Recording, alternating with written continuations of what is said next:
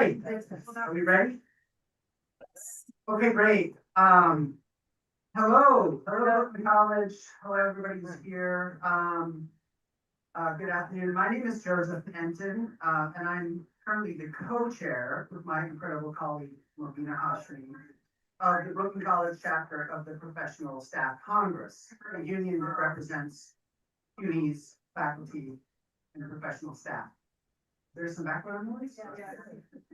Is it coming from the sound room?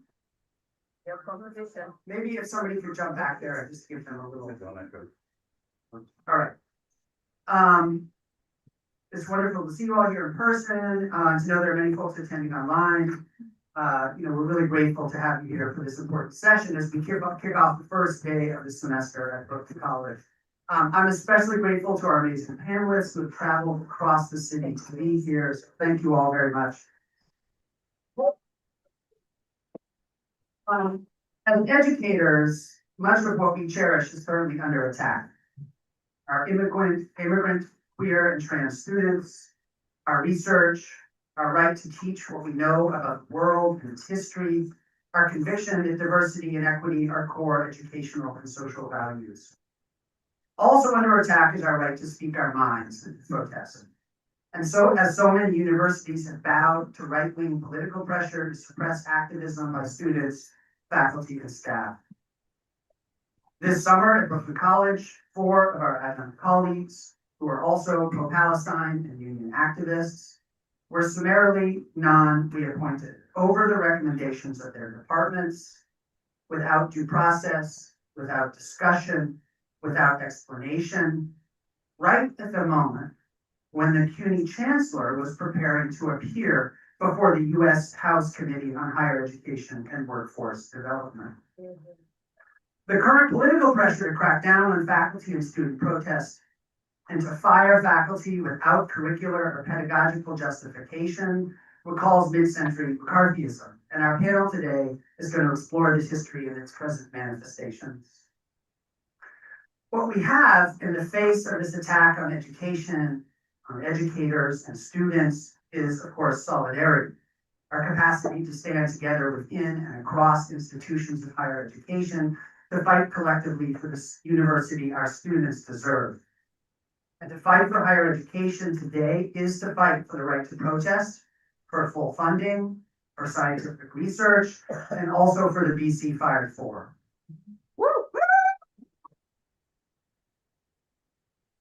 As educators, we know that struggling side by side also entails learning together.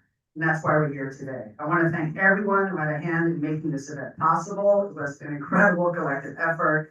I'm going to turn it over now to one of my dearest and fiercest colleagues who is going to moderate this panel, distinguished professor of political science, Dean Theo Harris.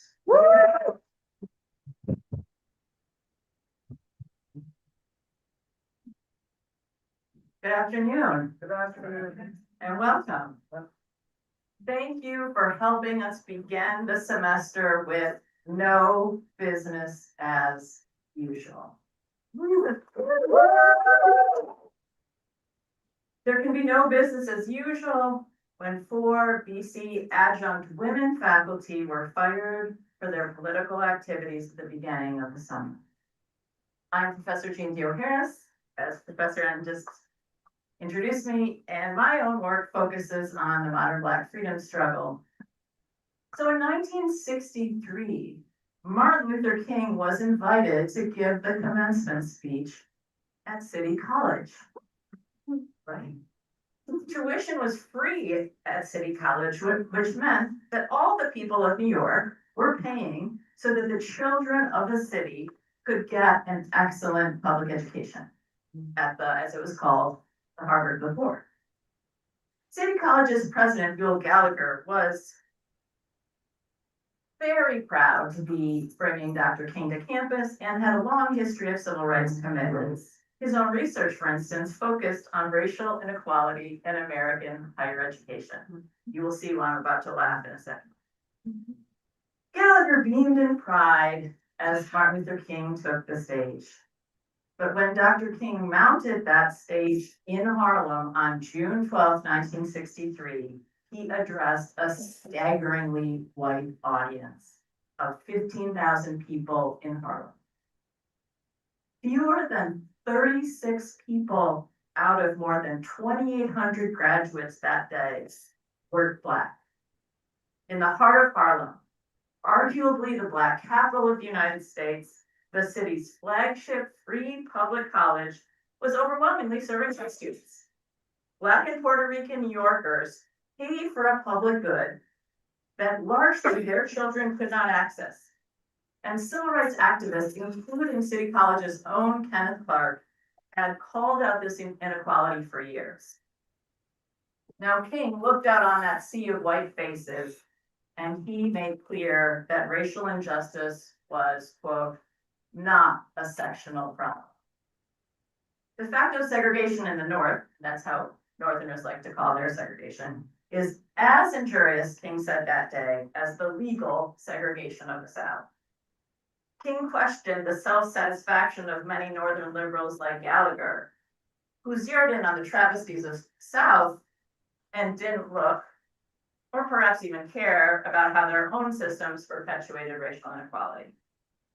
2 years later, King wrote in the Saturday Review, "In my travels in the North, I have become increasingly disillusioned forms with all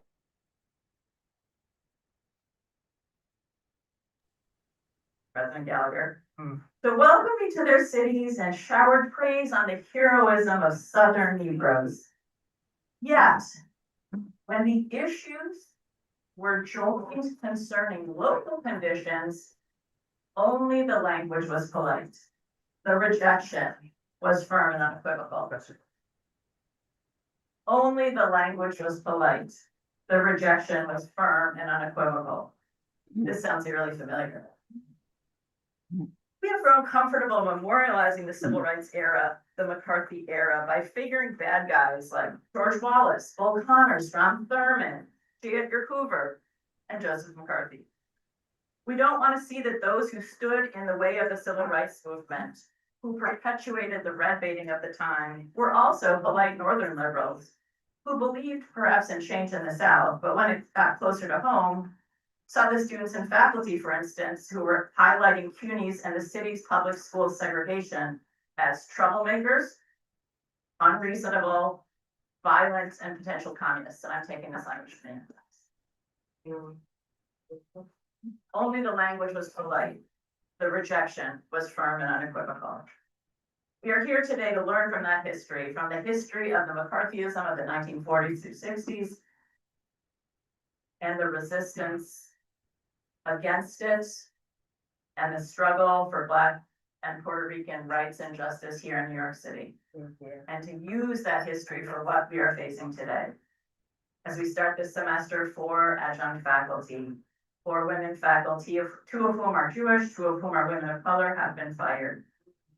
The president reassures us it's not for their political speech, but their conduct. Forgetting, as if we don't know, that in the first McCarthyism, students and faculty and King himself were targeted for their un-American conduct. It is such an honor today to welcome to Brooklyn College this incredible panel of scholars.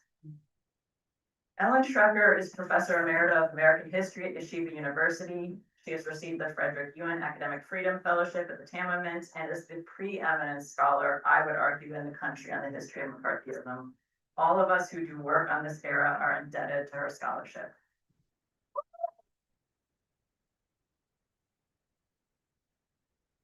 Chenjerai Kumanika is a journalist and assistant professor of journalism at NYU. He is on the National Council of the AUP, and his work specializes in using narrative nonfiction audio journalism to critique the ideology of American historical myths about issues such as race, the Civil War, and policing. Thank you for your service in this.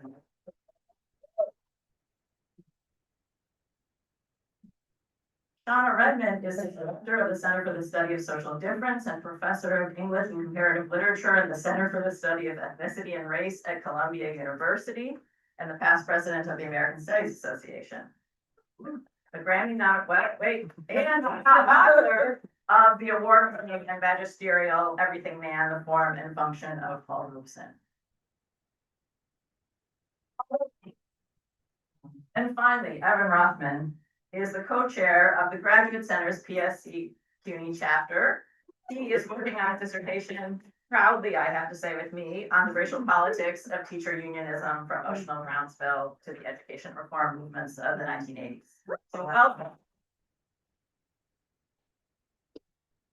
So what we're gonna do is actually have a roundtable, and I'm gonna ask questions, and everyone's gonna answer. We'll talk for maybe like 40 minutes, and then we'll open it up and sort of have a more, questions and answers with all of you. But I think where I want to start today is a place I often start in my own work, which is the ways that even among well-read people, there continue to be myths, and obviously I began my remarks today with one of the myths about who the people were who opposed Dr. King's work, even as they want to take pictures of Dr. King.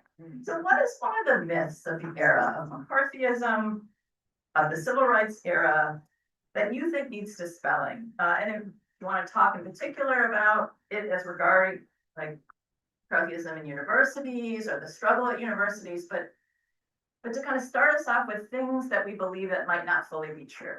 And Professor Strecker, I'm gonna start. I wonder why. I wonder why. I spent 50 years doing this. We are grateful. Yeah. So, let me begin with the obvious. It was misnamed. Joseph McCarthy came right to his own heart. The person, if we had to give it a single person's name, do you know who it would have been? J. Edgar Hoover. No. Okay, he was the guy who, to gain power, oh, what a surprise, for himself. Is this working? Yes, we keep it close. Okay, how's this? Thank you, that's perfect. Okay, and he and his guys sort of created the machinery of political repression that was being used during McCarthyism, and that is still extant today to a certain extent. McCarthy himself didn't really enter American celebrity politics until after there were at least 3 years of what we could call McCarthyism. The Cold War Red Scare is probably a better name. There was the President Harry Truman's Loyalty Security Program from 1947. There were several major congressional hearings that really set a kind of narrative of supposed communist subversion within the United States that had to be eliminated. And so as a result, by the time McCarthy comes along,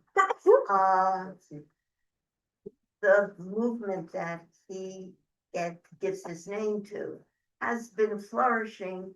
There have been cases, the federal government has invoked the Smith Act against the leaders of the Communist Party, which is something the FBI was dying to have done.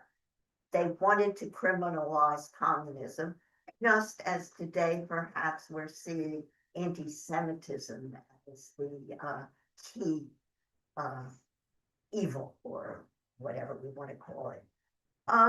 Another myth that I would focus on is the myth of the innocent liberals. The notion that the people who were, among that audience at City College, those white Northern liberals who claimed that McCarthy was particularly grotesque and was attacking innocent liberals. But the truth about McCarthyism, the ism, not the man, was that most of the people who were targeted during the Cold War Red Scare were people who had once been in or near the Communist Party. And that the mechanism for eliminating the influence of American communism was in large part not to get rid of dissent so much, but to get greater support for the Cold War. We have to view it as, in a sense, the home front of the Cold War. And McCarthy himself was not that different from a large group of Republican politicians who were looking for a way after the 1948 election, which had been assumed to be a Republican victory and was in fact a surprise win by Truman. Looking for a new program, because up until then they'd been fighting against the New Deal, and people liked things like Social Security and the FDIC and all the NLRB. They liked a number of New Deal reforms that were focusing on economic inequality, although a lot of other things were swept under the rug. So the GOP focuses on this non-existent threat of communism within the federal government, just as today the focus is on the non-existent threat of anti-Semitism in America's major elite universities. So I could go on and on and on, but I think my colleagues have things that are useful to hear this one. Great. Yeah, Kendra, why don't you take? Okay, you know. Let's stick with the one that's working. Yeah. Great, all right. Hey, I just wanna say, it's a real honor to be here. A pleasure to be, here to sort of be a student from people who are really, really sharp in their areas. And I just want to give thanks to all the people that put work in to make this event happen, and everybody here to show up. Really, really important. That's something we're going to have to continue to do. Most of what I've learned about the history of this is from Ellen.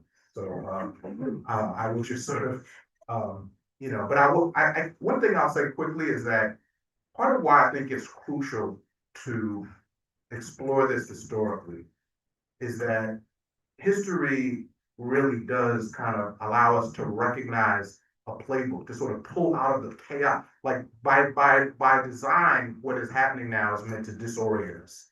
And I keep hearing people talk about, the news keep saying unprecedented, unprecedented, unprecedented.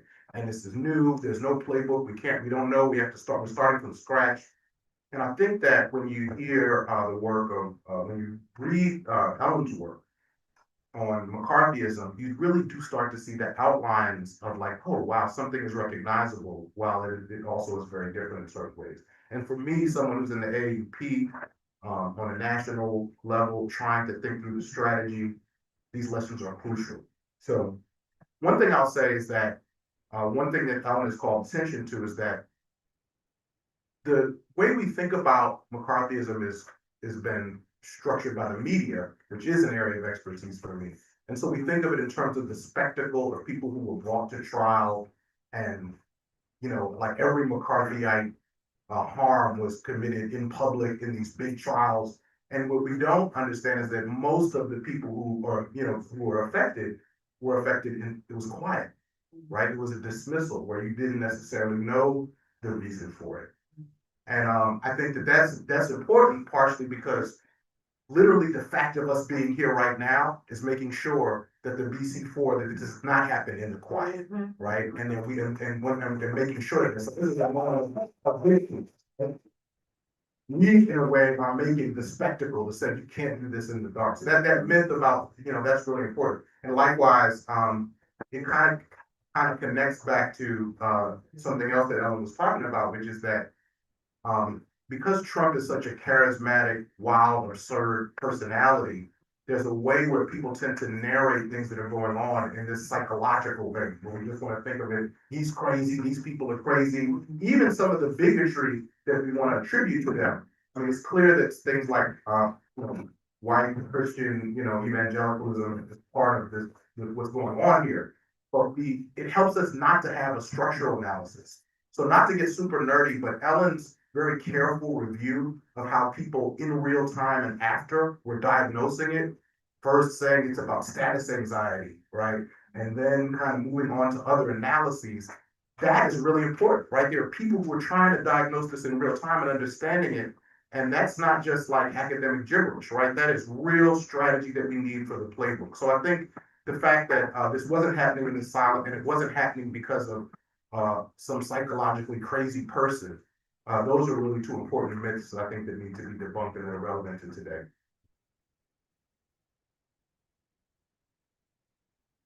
So just, first of all, thank you everyone for being here. Thank you for having me. I want to condemn the firing of the 4 adjunct professors here at BC. I want to condemn all of the wild incidents that have happened across the city and is disproportionately impacting our adjunct faculty. This is a crisis within this profession that I've been paying attention to since I was a graduate student and a member of Local 33 in New Haven. This is the status of laboring in this profession. They are vulnerable. We are all vulnerable, but those of us with the protections of tenure have to be explicit in our condemnation of these practices, and we actually have to organize ourselves to fight it. Just to pick up on Chindra's comments about these things that are done in quiet, in secret. I was digging around on the internet last night and found some really startling statistics about this Cold War period of the Red Scare. From February 1951 to March 1955, the FBI disseminated derogatory personal and political information to the employers of more than 400 school teachers and college professors. And this is in addition to a running list of 14,000 people in the country that the FBI was keeping tabs on and was spreading rumor about, right? Political disinformation, it's intentional and it's critical, right? It's a massive part of the organizing strategies of the state in developing this mass hysteria around fears of, at the time, communism and now anti-Semitism, right? This disinformation campaign. And quite often in the public, we kind of understand this as a media fantasy, that the media is responsible for having done this. My minor contribution to this first question is actually to argue that this is a cultural issue and phenomenon, right? This is not just the media. This is us who take this up and actually carry the mantle of the wild fanaticism coming out of the federal government. It's us who are encouraged to snitch on our colleagues, on our family members, on our neighbors. I was just on the ride down reading the agreement, the settlement between Colombia and Trump, which I had taken some time away from intentionally, but now entering the semester have to be fluent in. And the ways in which that settlement, both preemptorily, but also now in black and white, identifies all of the ways in which reporters are given access to information. Anyone can make any claim at any time, and we can expect that it will be investigated. Whether it leads to termination or other discipline cannot be predicted necessarily, but having already seen it play out at Columbia over the last 2 years, I'm terrified for what it now means as a structure of knowing within the institution, a structure of discipline, right? That is being enacted every single day. Anyone can make any kind of claim based not on fact or evidence, but on feeling. I feel discriminated against. I feel particularly disadvantaged in this scenario, right? Instead of actually taking the measured evidentiary processes that these institutions are meant to uphold, people are now vulnerable to whim and suspicion in the most profound and terrifying of ways. So I want to actually just insist that we understand this as a cultural phenomenon. This is not about policy and legislation, as significant as those things are. But my argument would be that the policy and the king's edicts only give material voice and advance a culture, national, international culture of fear, suspicion, and surveillance. And we already live in a police state that has now been doubly weaponized in service of these suspicions, in service of these surveillance apparatuses, which are about ideology, are about political positioning. And so we have to be vigilant in how we articulate this moment, how we understand our responsibilities to one another. And we have to lead with those responsibilities and be disciplined in terms, not disciplined by the institution or by the state, but discipline one another in our ability to hold solidarity, to hold misunderstanding, to hold benefits of the doubt with one another, but also to hold very true to our principles around education, around evidence, around facts, and demand those things as people are being laid before the slaughter.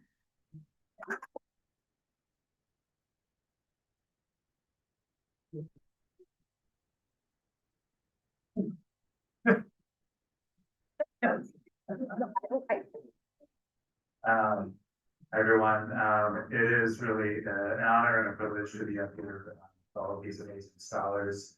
And to be here with you today, to demand the reinstatement of the fire reform. So the myth that I want to speak to is one that I think a lot of us maybe know intuitively, but I want to kind of expound on what the consequences are. And that myth is what the actual purpose of the university is.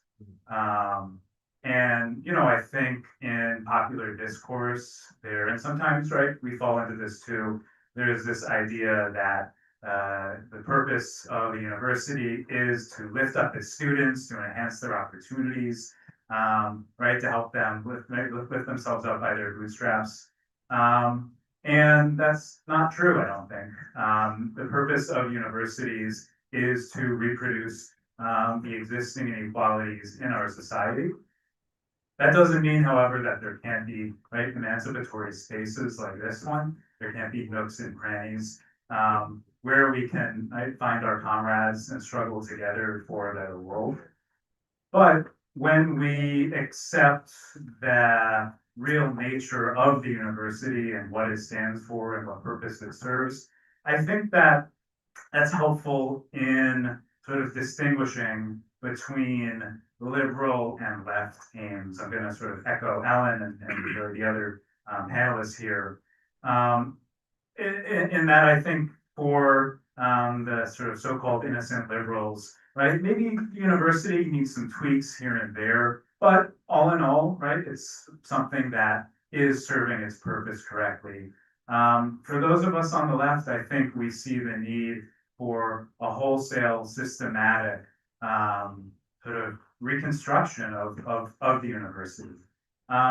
And looking at the McCarthy period, for me, I think knowing that helps us see what and why universities were such targets of repression.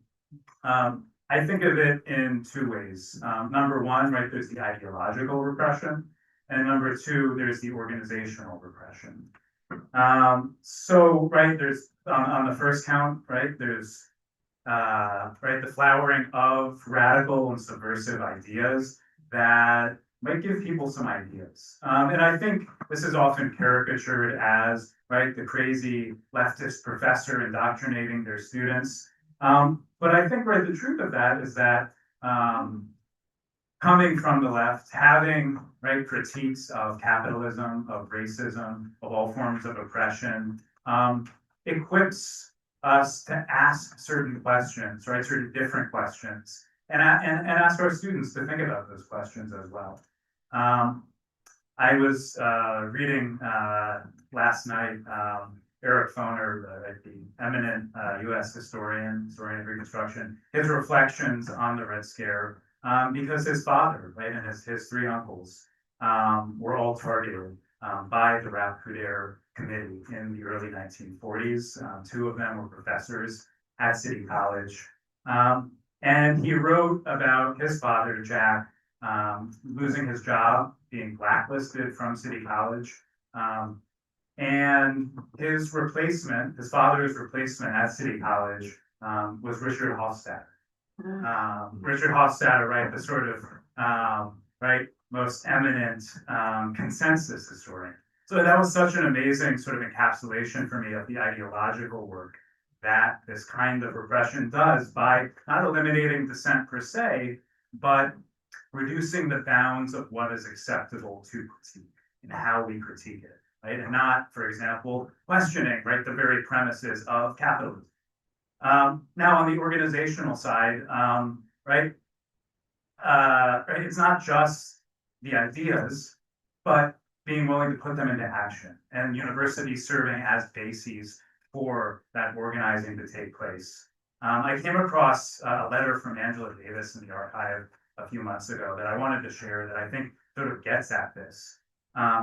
She wrote this to American Federation of Teachers members from the Marin County Jail, where she was imprisoned as a political prisoner in the early 1970s. She wrote, "My firing exemplifies the repressive policies of the rulers of the educational system in this state, California. But it must be understood that the crucial issue in my firing was my work with the Soledad Brothers Defense Committee and not my lectures. Reagan and the UC, Ronald Reagan, who was governor at the time, and the UC regents know that ideas do not simply have a life of their own, but are either acted upon or remain inert and harmless." So I think in thinking about the fired for and why they were targeted, it's clear to me that it was not just their solidarity with Palestine, their organizing on behalf of Palestine, although, right, those things are important and we know draw fire. It's that they were also union activists, active in their workplaces, and, right, put their ideas into practice. That, I think that combination of ideology and organizing is what is truly seen the stage for this.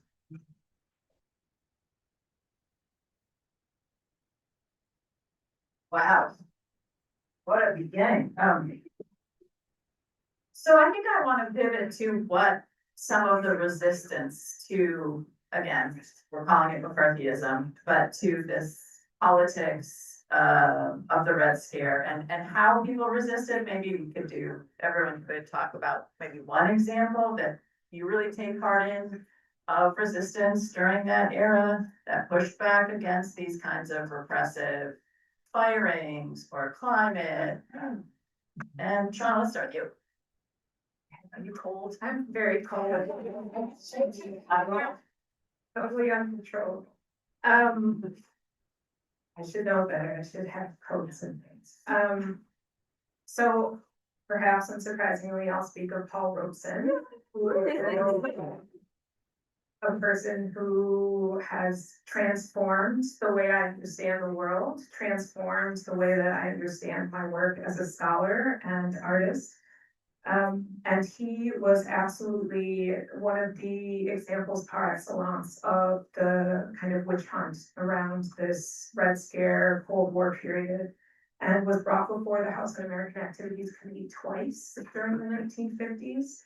So one of the strategies that he is known for under those circumstances is to plead the fifth, right, in response to the incessant questioning and accusation of the committee itself. Have you now or have you ever been a member of the Communist Party? And his response was, I plead the fifth. It is none of your business how I identify politically. Do you suppose to enter the polling booth with me as I vote? That is not your place or responsibility. I plead the fifth. And I think this lends itself to my earlier comments about the snitch culture, that he was absolutely unwilling to even dignify the question, right? And I think we have to do more of that. As scholars, we're trained to respond, and at length. And I think we need to correct ourselves on that a proper no, or I plead the fifth, or I refuse to acknowledge this question actually does a lot of good, a lot of work, a lot of necessary work in this moment. So that's one strategy that he performed during that moment. And of course, the trials were deeply performative, right? This is the other element of culture that I want to speak to in this moment, that the culture is deeply performative to the extent that people were paying attention to intonation and gesture as people were responding to some of these questions before the committee, right? Oh, thank you so much. Bless you, whoever is sharing.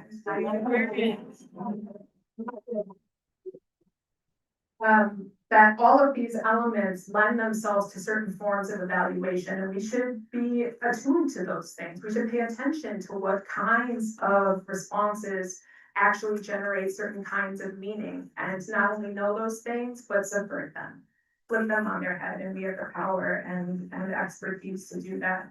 The other thing that he did during this period of deep and entrenched censorship was to start his own record label.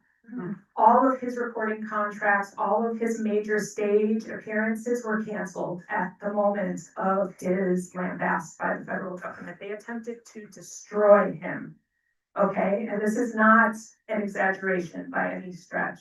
So he founded Othello Records in order to record his music and his messages and to send them around the world, despite the kind of domestic incarceration that he was under at the moment when his passport was revoked by the federal government in 1950. This was his effort to make himself larger than he really was. He knew he was not a single person, that he was many, that he was an amplifier. And he found different strategies and techniques for actually making himself bigger and less capturable. He made himself elusive in ways that were really necessary for people's movements around the world, including movements to reinstate his passport during the 1950s. So I think it's both kind of thinking about strategies on a one-to-one level, but also the performative elements that we might enact in response to these deep and penetrating structures of division and censorship.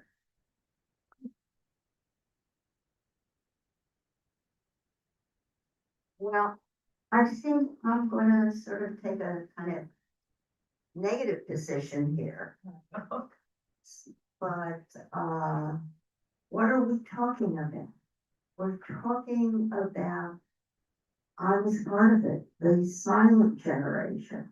When I went to college and, looked for some kind of political work I could do, I was not, unlike many people, unlike most of my friends, in fact, a red diaper baby. It wasn't in my family. I didn't go to those kinds of summer camps. But, what was the main thing that happened? There was no opposition. None. The opposition almost entirely came from the quote unquote victims themselves. They were the people who founded the groups, or their wives were. They were the people who, along with a handful of themselves red-baited, civil liberties lawyers, were the heroes. But when people were fired, after taking the fifth before, and taking the fifth was, as you noted, the main form of resistance. But that's really not enough to stop, the forces of ignorance. And obviously what was needed and what didn't happen was some kind of movement. The movement came, and I think that's what ended McCarthyism. It was largely ended by the civil rights movement, when this sort of fake notion of communist subversion kind of disappeared because it didn't exist in the first place. And instead, the political stage was taken up by dealing with a real problem that we have to this day. But opposition, no. to McCarthyism directly? No. People, I interviewed at least 100 faculty members for my first book about McCarthyism universities. And people would talk about their dear colleagues who would cross the street rather than say hello to them. People would talk about, I remember one story about a guy who was a graduate student at the University of Chicago in physics. And he wanted to get a code machine installed in the physics lab because people were working late at night and they needed something. And no, he started to circulate a petition and nobody would sign. I mean, that was the kind of fear that existed, even people who were on the left who were, really upset, held back because it wasn't part of, this is the academy, but I think it was in law firms and certainly in government. It was just not done. It was shaking, rocking the boat a little too much. And people who you looked at as really paragons of intellectual property, and people who clearly knew what was happening and protested it in their way, but they didn't go beyond the limits of the institutions within they were working. And so I think the lesson we have to learn is the lesson we're talking about, what we're preaching about, is make a noise, get attention. And if need be, and here I want to talk about another movement that actually did have an impact. How about a little civil disobedience? According to a recent wonderful book by Carolyn Eisenberg about Nixon, Kissinger, and the Vietnam War, it's called Fire and Rain. And what Nixon did during the 60s was he hated the universities, we know that, but they affected him. And in order to quiet, calm the campuses, especially after the bloodshed, which we have yet to see, but there was bloodshed then, usually against African American students, of course. He began to end the draft. He began to pull troops out of Vietnam, and he was beginning to start down the slippery slope, as it were, to peace. So, making a noise, using your bodies when you must, and above all, remain in solidarity.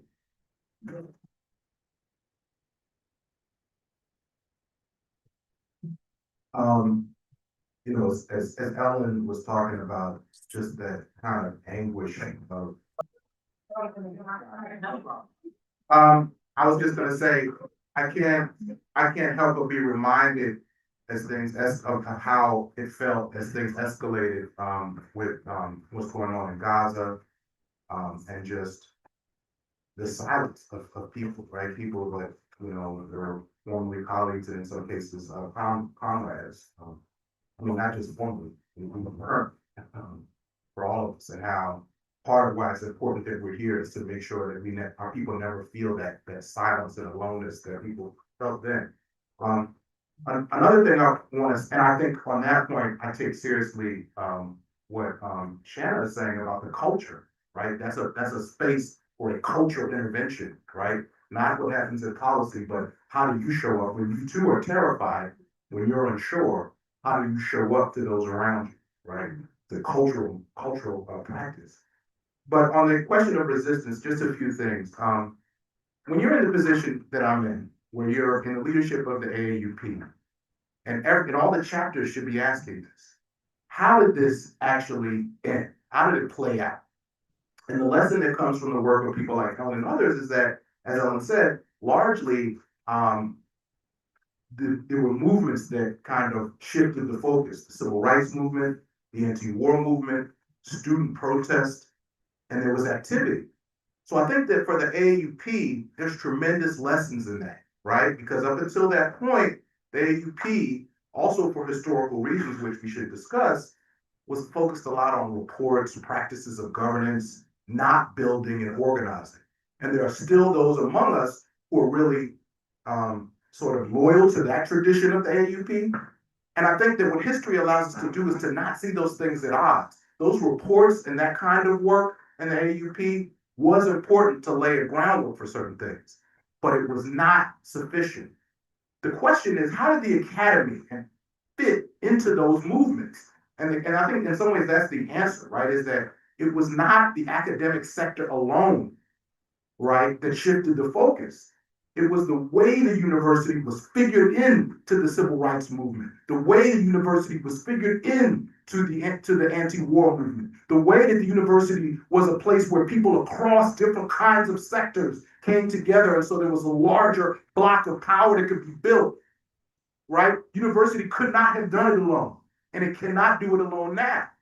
And so one thing that our leadership is clear about, partially because we have historians and scholars who can inform us so we don't continue to make the same mistakes. You know, Angela Davis one time said, it's okay to make mistakes, let's make different mistakes.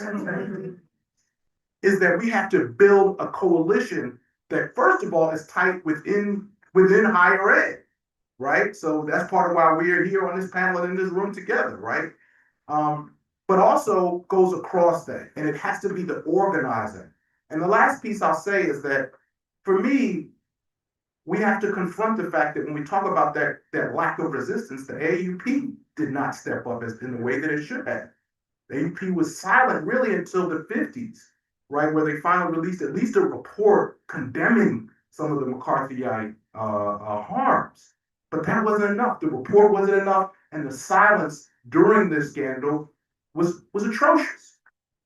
But this is not simply about, to me, like sort of condemning these people in the past. It's about saying, you know, I encourage you to read, Ellen wrote an incredible piece in Aacdemic about the history of, you know, sort of political repression and in higher ed.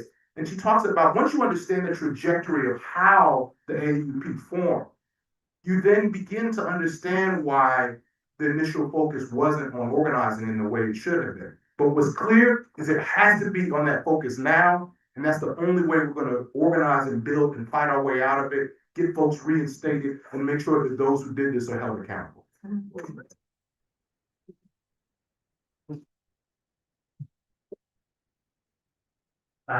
So I guess I'll slightly reframe the question and say, what does solidarity look like when you're under fire? Both right, historically and today. Two quick examples from the period that we're talking about that I think are worth mentioning, that show us right what that could look like.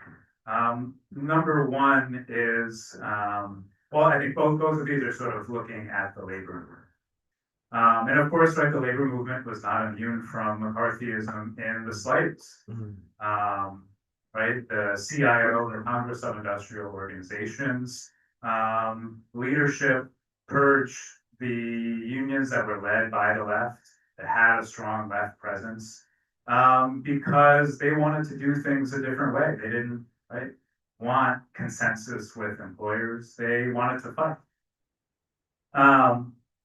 One really striking example, and this comes from a labor historian, Tony Gilden, wrote a great book, The Long Deep Grudge, looks at the farm equipment workers in this period, led from the left, and right, the bedrock of their organizing was on the shop floor. It was having, right, union stewards who everybody knew and were well distributed throughout the, right, mainly John Deere plants that they worked at.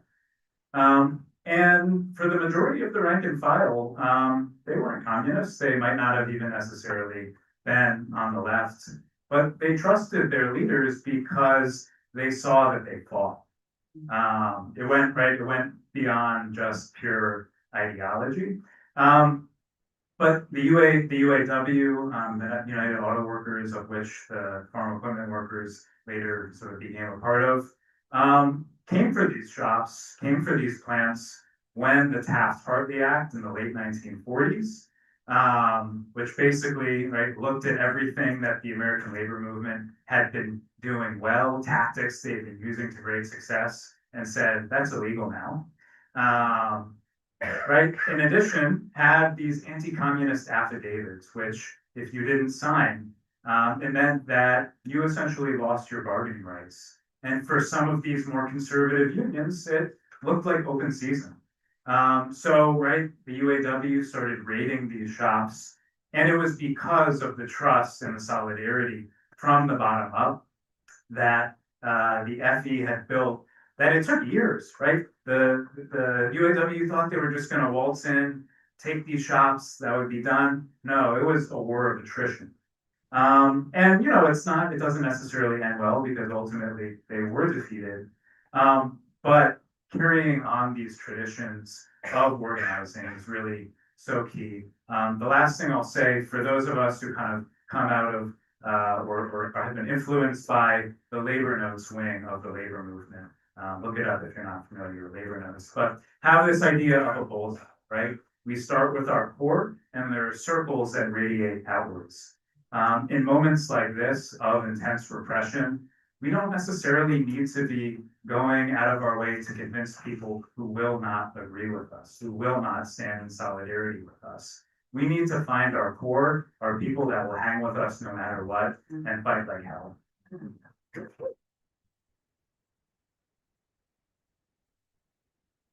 So I think it's time to open it up for questions and comments. I don't know how we're gonna do. I'm gonna try with this. You gotta come down. Come on down. This is still being live streamed. And it's on Zoom, just so folks know. where's the? You're not. Oh, no, there. Sorry. Thank you very much. I really enjoyed the presentation. It's about labor. It wasn't integrated. And so there was racism. I think we need to leave that behind. And in forming solidarity, we make it as inclusive as possible. And that was part of the problem too, that what could have been a broad-based movement was internally inconsistent in terms of its claims to, democracy and expanded rights for workers.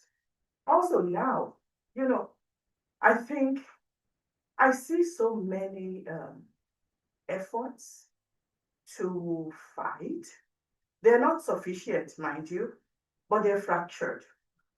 So one person wants to do whatever, the other people feel that their own ideas are better. And if people don't go beyond these small quarrels about whatever it is that's keeping people from coming together in a huge movement that fights against authoritarianism, against fascism, and the destruction of democracy, plus the universities, I think we're going to have very modest gains. So I am part of this MAGCs. You should look it up. Mutual Academic Defense Compact. And there's one on Brooklyn College campus. It's only me and Beth Evans that are meeting with each other. So join us, because I think it is necessary to go beyond the hang-ups and really fight against this. One of the things that distresses me also is giving I don't think, so I'm a political scientist. I dare say it's a political struggle. It's cultural, but it is political. And it's all, if democracy is to be worth anything, why is it that everybody is so quiet? Yeah, let's make noise. Yes.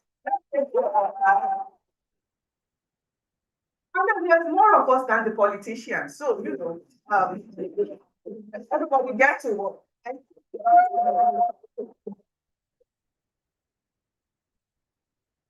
Thank you. I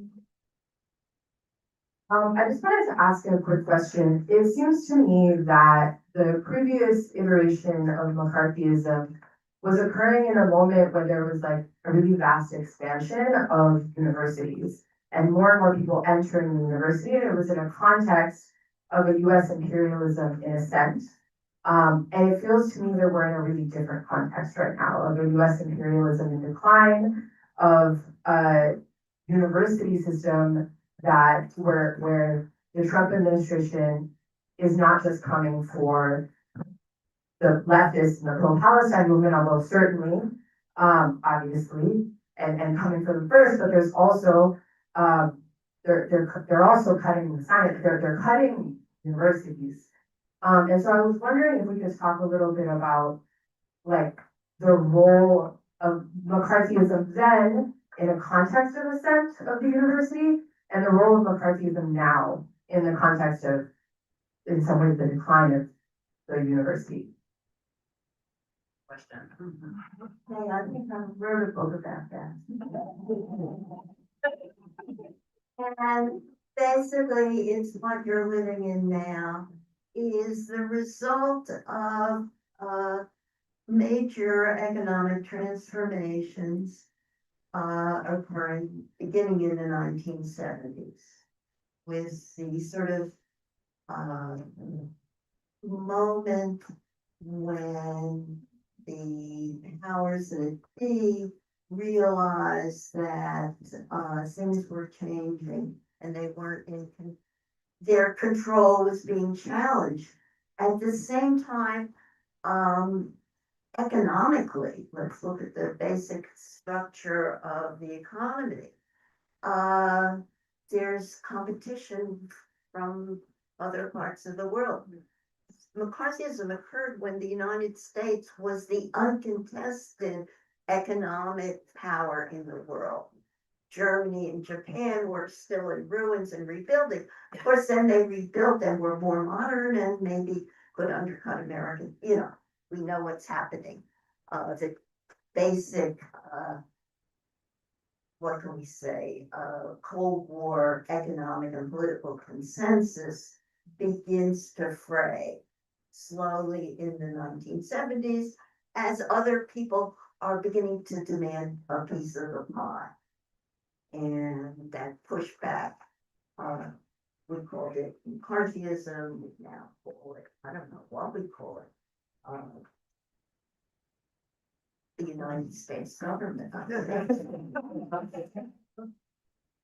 Anyhow, I think that's what we're really seeing is that we're in a very different world where, I don't know the figures, but we know that 1% or 0.001% of the population controls as much wealth as most of the rest of the people. And I can't understand what they can spend their money on. I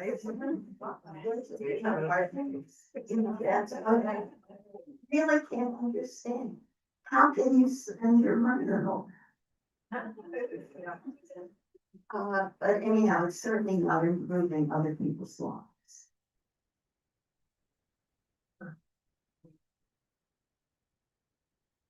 Other thoughts?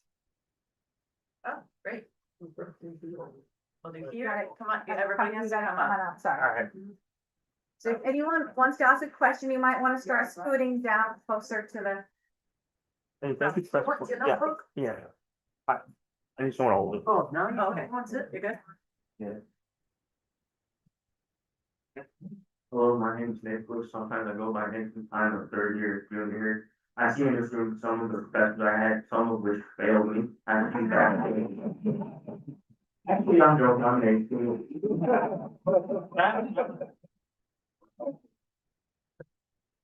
I don't do very well unscripted, so I did prepare some notes ahead of me. I find it sort of hypocritical how this country prides itself on such freedoms and they're calling out other countries for saying, well, they're mass surveilling their citizens, they're not like us, we're better, we're American, but meanwhile, we're mass surveilling. Sorry. Meanwhile, We have McCarthyism, never really ended, we're not me, but the administration is mass surveilling its own civilians. And we can see a glaring example of that happening right here on campus. And for the things he spoke about, I mean, it's not like they were talking about, they were advocating for humanitarian causes. Empathy is not a crime, nor is it a sin. To be an advocate for humanity is not to be a threat. Supporting that First Amendment, freedom of speech, doesn't make one a mustache twirling supervillain, if anything. Anything. The purpose of this panel was correct about the purpose of university not truly being about fostering academic creativity. Well, let's be real here. It's to collect money. Go faster, okay? Go faster. I saw there's another parallel, which this is also connected to the Red Scare and McCarthyism is going on. And alongside the Red Scare, there's also the Yellow Peril. Has anyone ever heard of that? Which the idea that if you support anyone from a country that is, well, red, or in this case, in the case of the Yellow Peril, especially targeting those of East Asian descent, you were blacklisted. And we see this repeating over again with people who speak out about atrocities happening right in front of our eyes. They're trying to pull that wool over it, but at the same time, you're not allowed to say anything about it, because if you do, you're committing some kind of crime. I didn't know the First Amendment was a crime anymore. There is a paradox that a political theorist warned that the president can manipulate the Fifth Amendment, which allows an amendment to be changed. A president may use the Fifth Amendment to take away the Fifth Amendment, and I'm fearing of a future where that happens. They want to suppress such education. They want people to remain ignorant by silencing those that do fight the power. And since I'm feeling so like due to the perpetual foreigner thing, I'm not really considered a full American, even though my culture is fully American. I don't even speak Chinese. I hate Chinese food, but they will never call me an American. And anything after seeing what the administration is doing, I don't even want to be called an American anymore. I found out that if I want to call myself something, I'd rather call myself a New Yorker. I call myself a Brooklynite. There's nothing shameful with being a Brooklynite. When you say the fire for, release those files, you know what I mean? And put them out.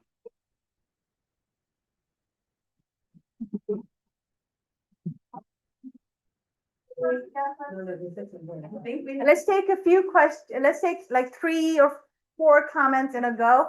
So we get a few more people, and I think there was you, Naomi had someone on Zoom, and then you. So, Thank you.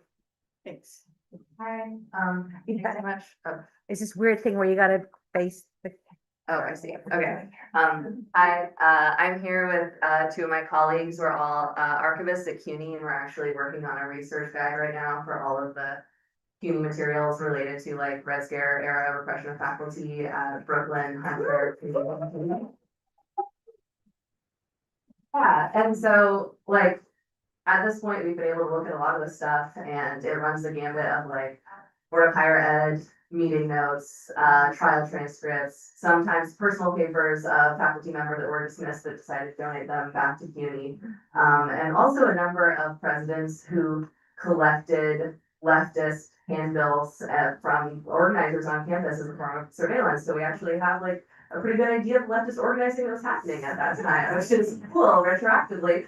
But it also feels, of course, complicated that all this material is being held by CUNY. And so we talk a lot about, you know, being interested in kind of subversive record keeping and like how materials that were collected as part of these surveillance apparatuses can be useful for people who are facing similar repression today. So my question is just kind of like wondering what the role of researchers and librarians and archivists are right now, and not just intellectually, but like practically for the movement.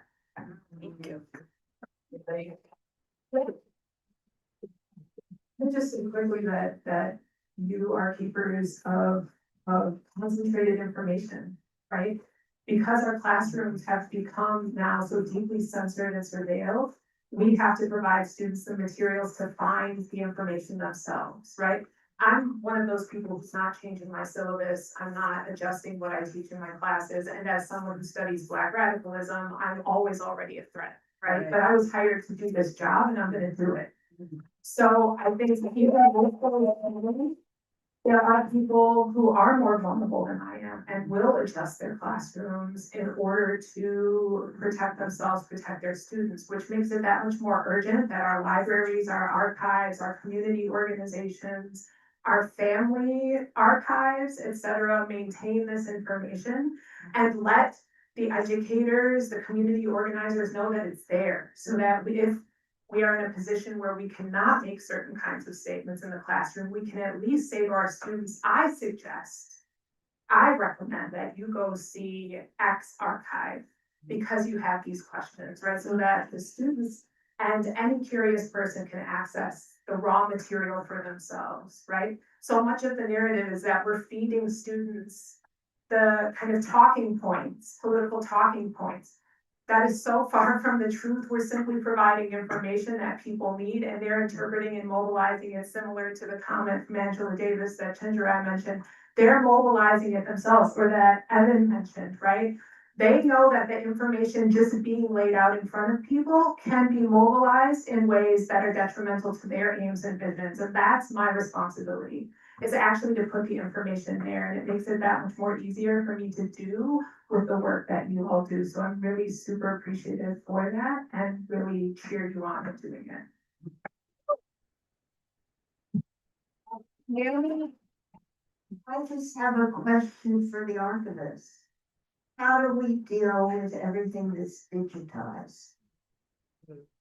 Is that something you're worrying about? Because I'm worried about it a lot. I'm no good with that. Technology anyhow, I'm a grandma. But I do worry a lot about how these records are gonna just plain disappear. Yeah, like how records are being saved now that have been digital the whole time, like Oh, more digital wherever, records. everywhere. I Yeah. mean, I don't understand it, but I know that I fear, I guess, that there are kinds of records that I spent much of my professional life playing with and enjoying enormously, are not going to be accessible because they just aren't. Yeah. You wanna?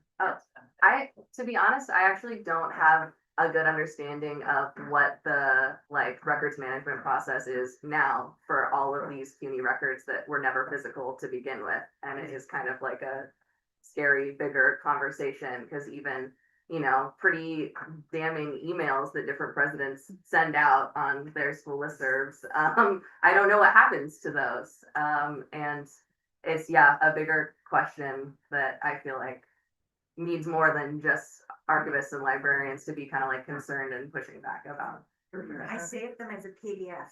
Cool. Two things I just would say on the archive point, which is one, look at what this administration is doing to try to, control these things. That's proof that work is important.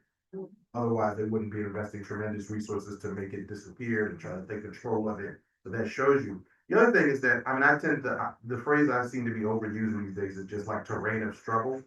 And these digital archives are a terrain of struggle, and I think that in that regard, we need people who actually are fighting on that terrain of struggle. There's people who know that these technologies, I don't want to present the technologies as neutral or anything like that. But it doesn't mean that there are people who are figuring out ways to digitally archive stuff in ways that we can have access, ways that have different modes of governance to be preserved. So it's important for us to involve that as well. I think we're gonna take 2 questions, and then people can have their last remarks. So Naomi? I think Naomi, you have one from the. Yeah. I have a question from somebody on Zoom, David Arno, who's a professor at Brooklyn College, asks, McCarthyism dealt with a real threat, or at least a group of people who wanted to be a real threat, real communists.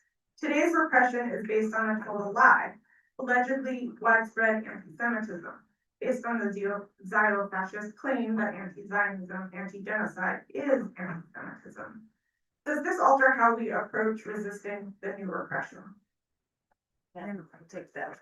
Your question, and then everyone can have the last.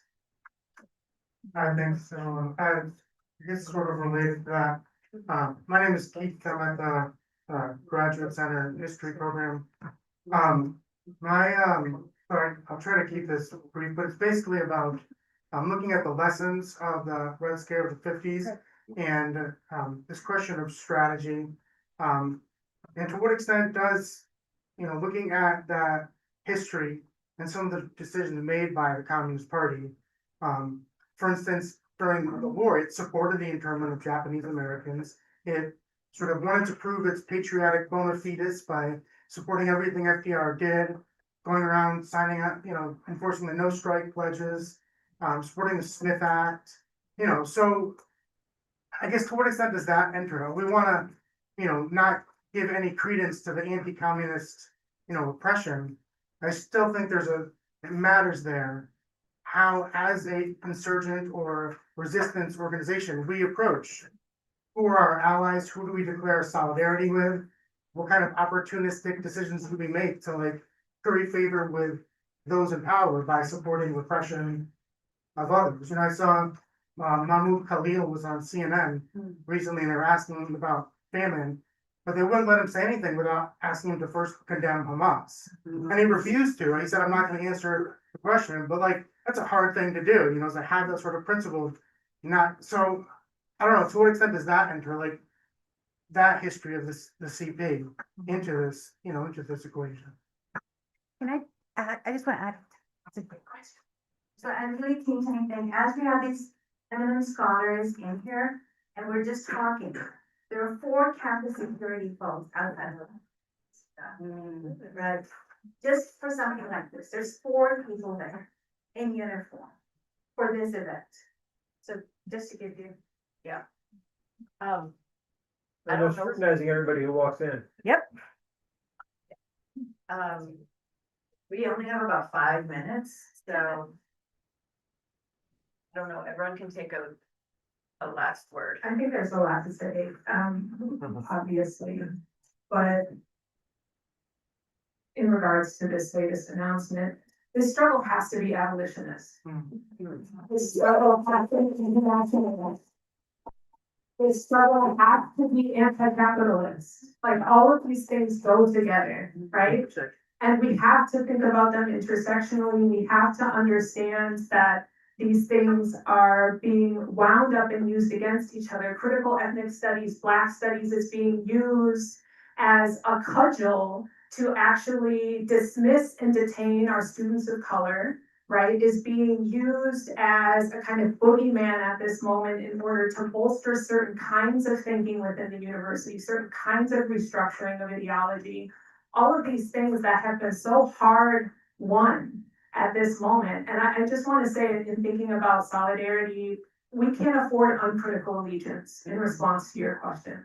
No singular organization is doing everything right, and we have to call them out on their BS, right? But we also have to be super clear as people in the university. We have to be clear about when we're saving our communities versus saving the university. I'm not interested in saving the university. I'm interested in actually using it to service the saving of my people and my communities. And so we have to be super precise about how we understand the work that we're doing. There's only so much energy to go around, and there are so many perilous moments that we will encounter in this fight. Again, we have to think about all of these pieces as going together.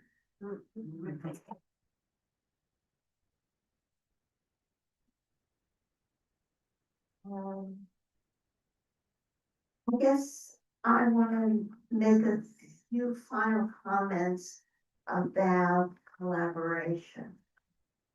Because the main thing that's going on is the total collapse of moderation, of moderates.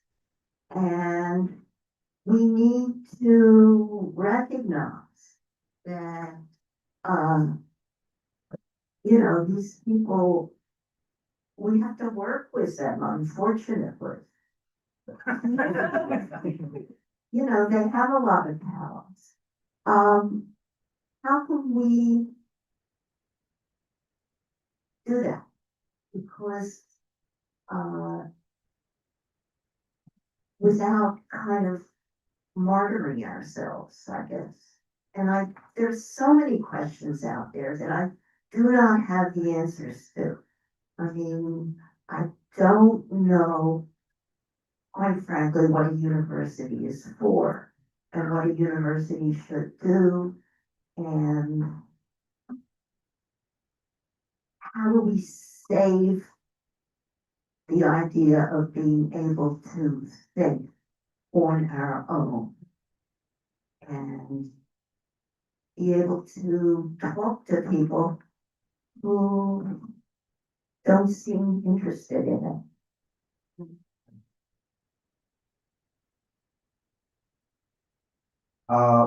Yeah, this has been really good. The one thing I really want to say is that, one of the things that I think that makes, this union here at CUNY really strong is that it operates in an organizing tradition. And, there's a lot of different, ways people approach things on the left. One of the problems with the fact that so much leftist energy is concentrated in the university is that people in university are used to declaring positions. I'm arriving in my research and I'm declaring what the answer is to you. And that tends to be terrible for organizing. Ask anybody outside of the university who has actually organized people, where your job is to convince people who do not agree with you, or to enter into a dialogue to find out where you can agree, what you can win.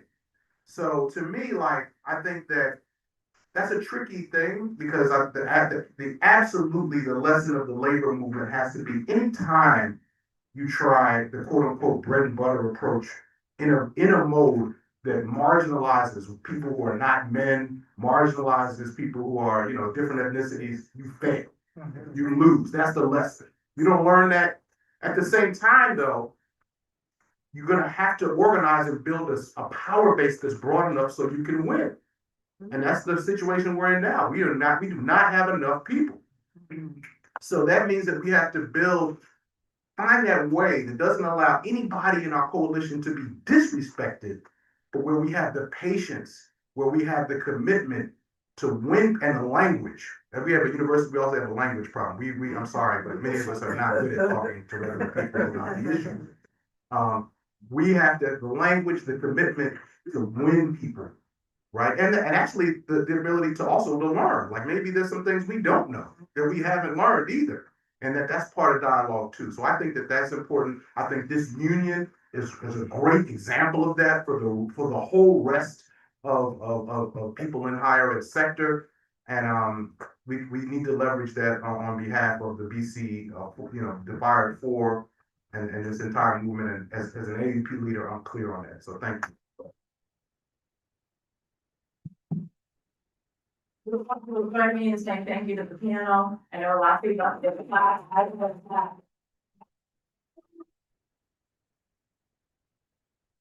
No business as usual.